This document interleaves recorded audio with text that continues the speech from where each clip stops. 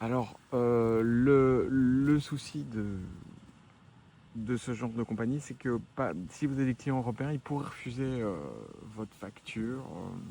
Voilà, ils pourraient refuser votre facture. Ouais.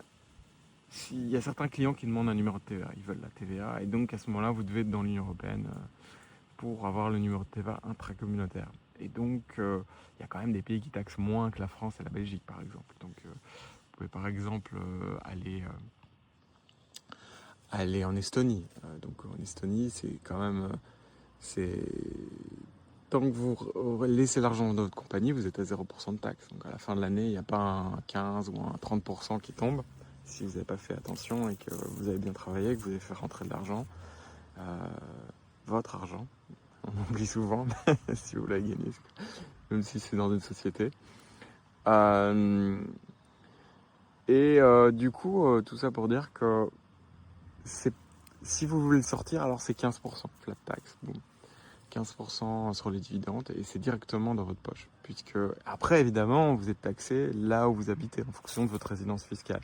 Donc voilà, à ce moment-là, si par exemple vous êtes toujours en France, en Belgique, il y a les taxes sur les dividendes. En Belgique, ça serait 30%. Donc, et attention, vous ne pouvez pas avoir une société si vous êtes résident permanent en Belgique.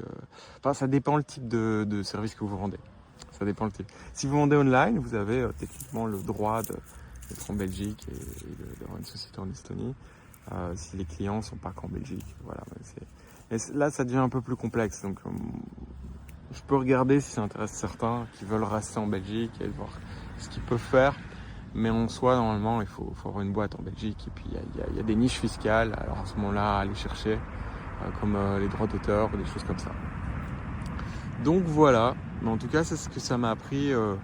Une boîte en Belgique, j'en ai une pendant 3 ans. Et c'était quand même beaucoup de travail administratif.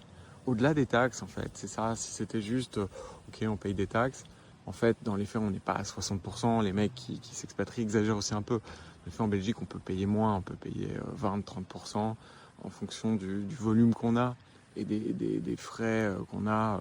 Évidemment, il faut faire attention à pas voilà, rester honnête et pas mettre des frais perso dans les frais pro. Mais il y a quand même des options. Donc je pense qu'il y a un peu de l'exagération là-dessus. Pour autant, il y a évidemment tout un travail à faire pour ne pas être à 60 et tomber à 20 ou 30, quoi. Et c'est ça que moi c'est au-delà de l'argent, c'est vraiment la liberté. Et cette chaîne, ça va vraiment être de mettre en avant la liberté. Et je pense à des chaînes comme Marc Bousquet